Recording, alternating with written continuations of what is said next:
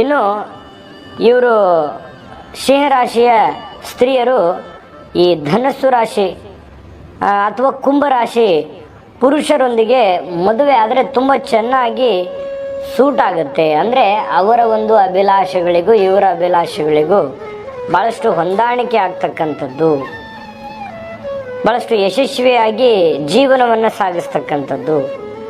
ಇನ್ನು ಈ ಸಿಂಹರಾಶಿಯ ಸ್ತ್ರೀಯರು ಅಸಾಧಾರಣವಾಗಿರ್ತಕ್ಕಂಥ ಆರೋಗ್ಯವನ್ನು ಹೊಂದಿರ್ತಾರೆ. ಇವರಿಗೆ ಯಾಕೆಂತಂದರೆ ಆರೋಗ್ಯದಲ್ಲಿ ಕೆಲವೊಂದು ಸಮಸ್ಯೆಗಳು ಇರ್ತವೆ. ಏನಿರುತ್ತೆ, ಈ ವಾತಾವರಣಕ್ಕೆ ಚೇಂಜ್ ಆಗಿಬಿಡ್ತಕ್ಕಂಥದ್ದು, ಈ ನೆಗಡಿ, ಶೀತ, ಕೆಮ್ಮು ಈ ರೀತಿಯಾಗಿರ್ತಕ್ಕಂತಹ ಸಹಜವಾಗಿರ್ತಕ್ಕಂಥ ಅಲರ್ಜಿ ಥರ ಇರ್ತಕ್ಕಂಥದ್ದು.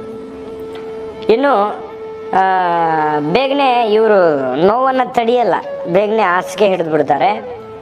ಆದರೆ ಅಷ್ಟೇ ಬೇಗನೆ ಇವರು ರಿಕವರಿ ಕೂಡ ಆಗ್ತಾರೆ, ಅದು ಕೂಡ ಇವರು ಪ್ಲಸ್ ಪಾಯಿಂಟು. ಮತ್ತು ಇವರಿಗೆ ಕೆಲವೊಂದು ಈ ಸ್ವಲ್ಪ ಮದುವೆ ಆದಮೇಲೆ ಒಂದಿಷ್ಟು ದಿನಗಳಾದಮೇಲೆ ಸಹಜವಾಗಿ ಕೆಲವೊಂದು ಅನಾರೋಗ್ಯಗಳು ಬಾಧಿಸ್ತಕ್ಕಂಥದ್ದು. ಅಂಥದ್ದೇನು ದೊಡ್ಡ ಸಮಸ್ಯೆ ಇಲ್ಲದೆ ಇದ್ದರೂ ಕೂಡ ಸ್ವಲ್ಪ ಆರೋಗ್ಯದ ಬಗ್ಗೆ ಕಾಳಜಿಯನ್ನು ವಹಿಸ್ತಕ್ಕಂಥದ್ದು ಉತ್ತಮ.